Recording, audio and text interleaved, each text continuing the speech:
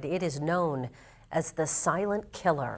According to the CDC, symptoms can include headaches, dizziness, vomiting, and confusion. Local fire officials say that in early December, residents were concerned about snow blocking their pipes. Buildup from the snow can prevent carbon monoxide from being vented outside of your house.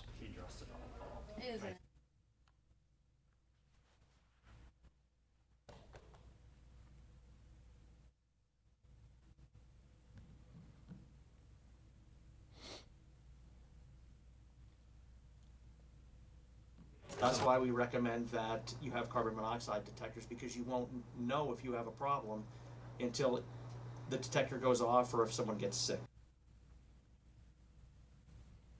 And that was Donnie Sauer from the Erie Fire Department. He also recommends that every floor of a home has a carbon monoxide detector, and he also encourages that detectors are checked on a monthly basis.